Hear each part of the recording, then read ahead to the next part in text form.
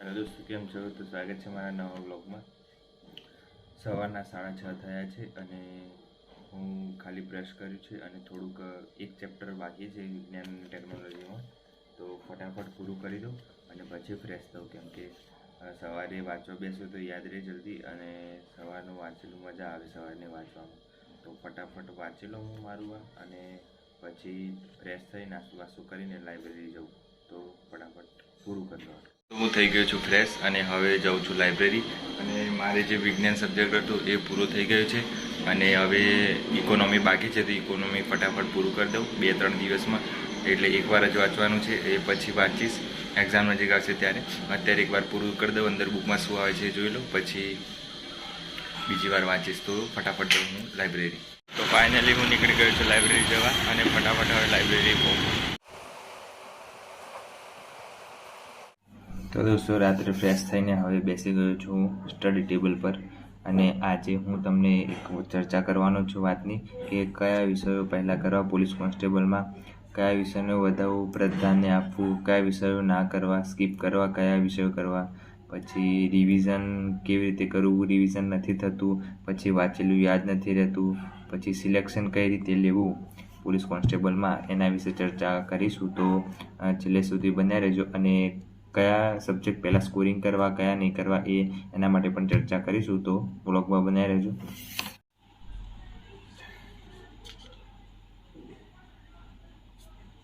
તો દોસ્તો, તમે જોઈ શકો છો આવી રીતનું મેં બનાવેલું છે. તો ધ્યાનથી જોજો. જેમાં સબ્જેક્ટ વાઇઝ મેં લખેલું છે, એમાં એમ લખેલું છે કયા વિષયો પહેલાં કરવા. તો મેથ્સ, રિઝનિંગ, ગુજરાતી કોમ્પોઝિશન્સ એ ભાષાનું ગુજરાતી ફકરા પરથી લખવાનું છે એ, અને બંધારણ 30 માર્ક્સનું, કરંટ અફેર અને જીકે સાયન્સ 40 માર્ક્સનું, ઇતિહાસ ભૂગોળ કલ્ચર 50 માર્ક્સનું. બરાબર, આટલું છે. તો એમાં જે મેથ્સ છે, મેથ્સ એ 30 માર્ક્સનું છે, રિઝનિંગ 30 માર્ક્સનું છે. એટલે આ જે બે સબ્જેક્ટ છે એ સ્કોરિંગ સબ્જેક્ટ છે. એમાં તમે કંઈ પણ કરશો, જેમ કે એ લોકો રકમ ચેન્જ કરીને આપશે, બાકી એની જે મેથડ હોય, મેથડ તો એમને એમ જ રહેવાની છે. એટલે તમે જે સોલ્વ કરવાના છે, જેમ કે a + b એનો સ્ક્વેર, એનું સૂત્ર શું છે, a² + 2ab + b², એ રીતનું છે. તો એમાં સંખ્યા મૂકી દેશે, બીજું કંઈ થાય નહીં. એટલે જે મેથ્સ છે એમાં રકમ કોઈ બી આપેલી હોય તો તમે એ સોલ્વ કરી શકો છો. રિઝનિંગમાં પણ સેમ છે, કોઈ બી આપેલી હોય સંખ્યા 2, 4, 6 પ્લસ માઇનસ અહીંયા કેટલા થશે, તો 2, 4, 6, 8 આવે, એ રીતના તમને ખબર પડી જાય. એટલે મારું કહેવું એ છે કે તમે જો મેથ્સ રિઝનિંગ પહેલાં ફોકસ કરશો તો સારું રહેશે. પછી કોમ્પોઝિશનમાં છે 80 માર્ક્સ, 80 માર્ક્સનું, એટલે 80 માર્ક્સનું નહીં પણ 20 માર્ક્સનું છે. ટોટલ પાર્ટ એ છે એ 80 માર્ક્સનું છે. એટલે 80 માર્ક્સમાંથી તમે મેથ્સમાં લાવો કંઈક અડધા લાવો, 20 લાવો. બરાબર, 20 મેથ્સમાં, રિઝનિંગમાં 20 લાવો, 40 થયા. આ કોમ્પોઝિશનના 10, એટલે 50 માર્ક્સ થઈ ગયા. બરાબર, 80માંથી 50 માર્ક્સ. અને પાર્ટ બીમાં બંધારણ કરો. બંધારણ 30 માર્ક્સનો એકલો સબ્જેક્ટ છે, એટલે બંધારણ કરો. બંધારણમાંથી તમારે 20 જેવા આવે, એટલે 50, 60, 70 જેવા એ માર્ક્સ થઈ જાય. પછી current affair, science, tech 40 marks કરો. 40માંથી આવે 20 માર્ક્સ, એટલે 70, 80, 90 માર્ક્સ થઈ જાય.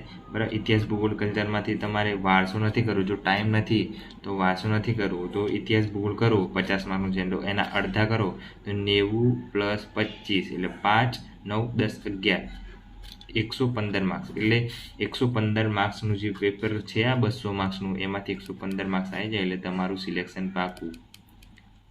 પાકું. મારો કહેવાનો મતલબ એ છે કે કોઈ પણ માણસ તૈયારી ચાલુ કરશે, કાં તો તૈયારી ચાલુ હશે તો ઇતિહાસ, ભૂગોળ અને વારસો કરતું હશે. કેમ કે એ 50 માર્ક્સનું છે, એને એમ લાગશે કે 50 માર્ક્સ વધારે છે એટલે એ કરાય, પણ આ એવું નથી.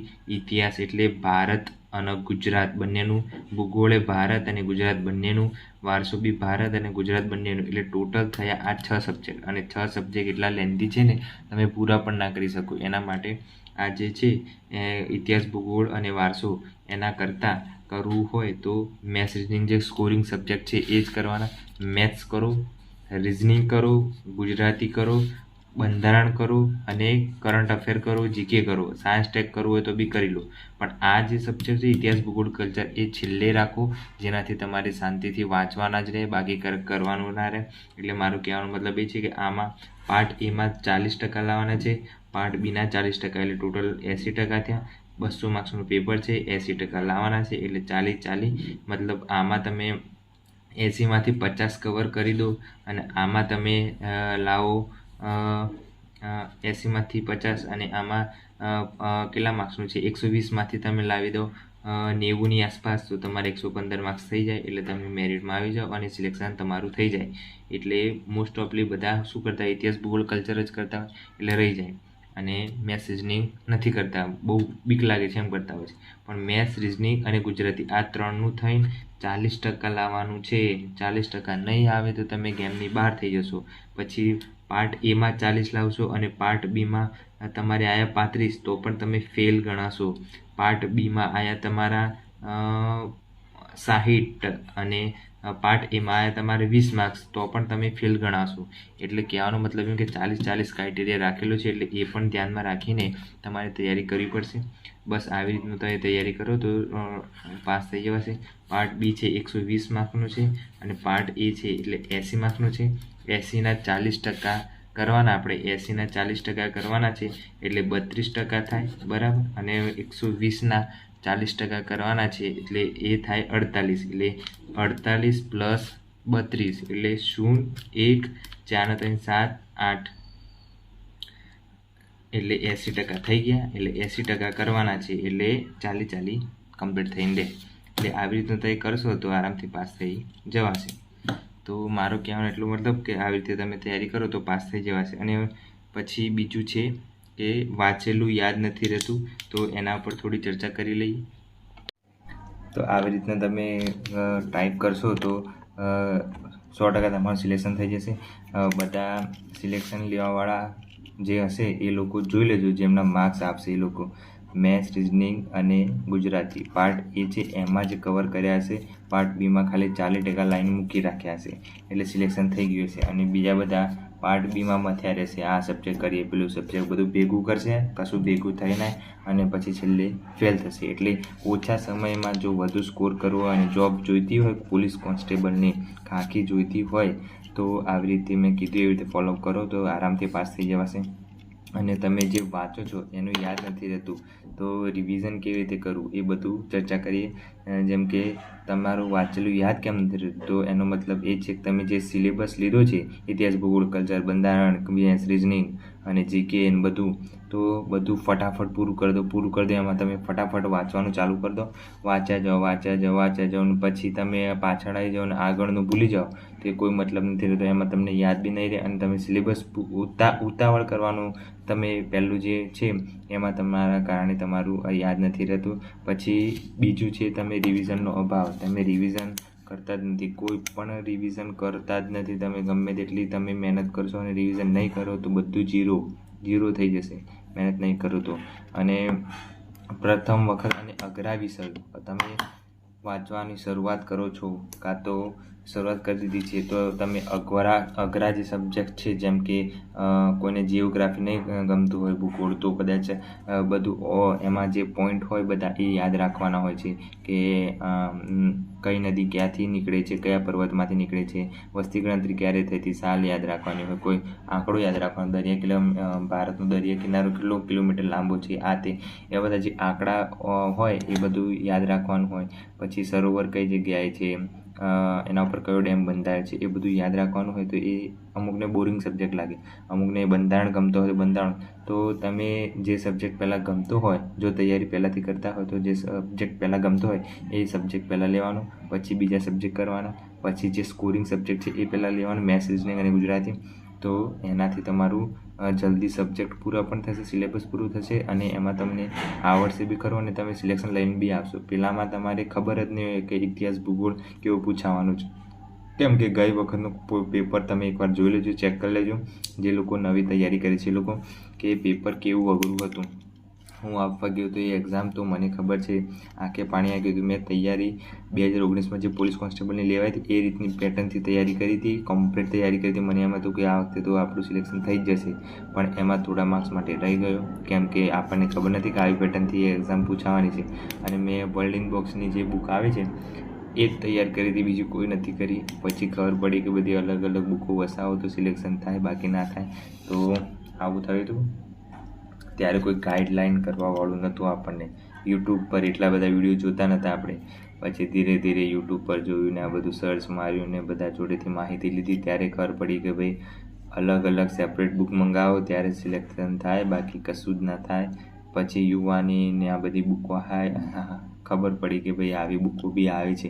નહીં તો મને ખબર હતી એક જ બુક પેલી વર્લ્ડ બોક્સની આટલી જાડી આવે છે, બધું સબ્જેક્ટ કવર કરી લે છે, બધું થઈ જશે ભાઈ પાસ, આપણે તો બુક કરી દીધી છે. તો પણ એવી રીતે સિલેક્શન નથી થતું. પછી તમે બને ત્યાં સુધી રિવિઝન કરો. એકવાર રિવિઝન કરો, 2 વાર રિવિઝન કરો. રિવિઝન નહીં કરો, યાદ નહીં રહે ત્યાં સુધી રિવિઝન કરો તો જ એ ક્લિયર કરો સબ્જેક્ટ. પછી આગળ બીજો સબ્જેક્ટ પકડો, બાકી કોઈ મતલબ નથી. અને તમે વાંચવા બેસો તો સીધા વાંચવા બેસી જવાનું નહીં. પહેલાં તમારે સબ્જેક્ટને જોવાનું કેટલું છે, કેટલો સિલેબસ છે આમાં, એ બધું ટીક કરો.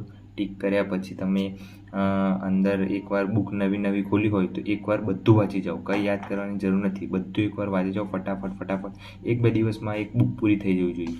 તો તમે નવી શરૂઆત કરતા હોય તેવી રીતે શરૂઆત કરો.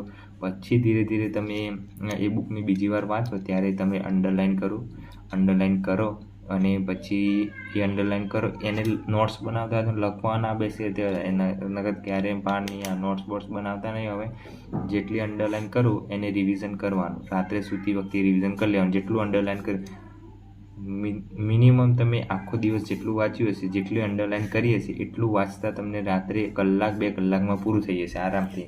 મારું એક્સપિરિયન્સ છે, હું એવું કરું છું અત્યારે પણ, અને પહેલાં હું નહોતો કરતો પણ અત્યારે એવું કરું છું. તો મારું રિવિઝન પણ થઈ જાય છે, ટાઈમ પણ બચી જાય છે. અને ફરીથી આખી બુક નહીં વાંચવા બેસવાની. રિવિઝન કરો ત્યારે જેટલું ટીક કર્યું હોય બુકમાં એટલું જ ટીક કરવાનું, એટલે તમે આરામથી પાસ થઈ જશો. અને જે સબ્જેક્ટ તમારો ફેવરેટ હોય એ પહેલાં સબ્જેક્ટ લઈ લેવાનું, બસ. બીજું કંઈ હોતું નથી. અને જે લોકો કોલેજમાં છે એ લોકો બી તૈયારી ચાલુ કરી દે. પછી એમ ના થાય કે પાછળથી કરીશું, શાંતિથી કરીશું, એ બધું ટાઈમ જતો રહે. જે લોકોને ગવર્મેન્ટ ફિલ્ડમાં આ ફિલ્ડ વર્કમાં આવવું છે, ખાખી પહેરવી છે, જેને ગવર્મેન્ટની જોબ કરવી છે, એના માટે છે તો એ તૈયારી કરી શકે છે. બાકી તો બધું બરાબર છે. જેને એન્જિનિયરિંગ કરવી હોય તે કરે, જેને BCom કરવું હોય, CA બનવું હોય, જેને જે કરવું હોય કરે.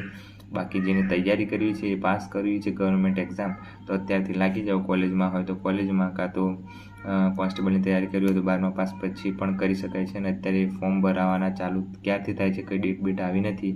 તો શું ખબર 9મા મહિનામાં ચાલુ થાય છે કે ભાઈ 8મા મહિનાની એન્ડિંગમાં ચાલુ થાય છે. તો જોઈએ હવે શું થાય છે. બસ આવી રીતનું તમે સિલેબસ પૂરો કરો અને પૂરું કરવા ખાતર ના કરો, મહેનત કરો સરખી રીતે અને સિલેક્શન લો. અને બધા જે તે વાતો કરતા હોય કે ના થાય સિલેક્શન, ના થાય આ તે, બધાથી દૂર રહો.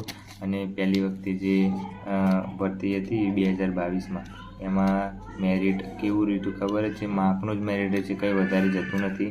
એટલે એમ ના સમજવું કે આ વખતે રનિંગના માર્ક્સ નથી તો મેરિટ હાઈ જશે, આમ જશે તેમ. ઉપરથી મેરિટ ઓછું જશે, કેમ કે રનિંગમાં બધા 25માંથી 25 માર્ક્સ લાવતા હતા 20 મિનિટમાં પૂરું કરીને. અને મેરિટ અટકતું હતું 80, 85, 90, 110 એમ. પણ આ વખતે મેરિટ માપનું જ રહેશે. એટલે તો 40% ક્રાઇટેરિયા લાવ્યા છે. 40% જે લાવશે એ લોકો એક્ઝામ પાસ કરશે, બાકી તો બધા ઘરે જ હશે. એટલે ધ્યાન રાખીને તૈયારી કરો અને મહેનત કરો. પહેલાં જે સ્કોરિંગ સબ્જેક્ટ છે એ કરો. અને આજ માટે આટલું જ હતું. અને મારે થોડું વાંચવાનું બાકી છે, તો વાંચીને પછી હું સૂઈ જાઉં. અને ચેનલ પર નવા હોય તો સબસ્ક્રાઈબ કરીને જાઓ. તમે સબસ્ક્રાઈબ કરો તો મને એમ થોડું ખબર પડે કે ભાઈ હા મારી ચેનલ ગ્રો થઈ છે. અને હા અત્યારે થોડા વિડીયો મેં કેટલા 30-35 જેવા વિડીયો નાખ્યા છે, પણ એમાં 102 સબસ્ક્રાઈબર, એટલે કે 100ની ઉપર થઈ ગયું છે આપણું સબસ્ક્રાઈબર. એટલે સારું છે કે થોડું સપોર્ટ કરો છો તમે. આવી રીતે સપોર્ટ કરતા રહ્યો, શેર કરતા રહ્યો.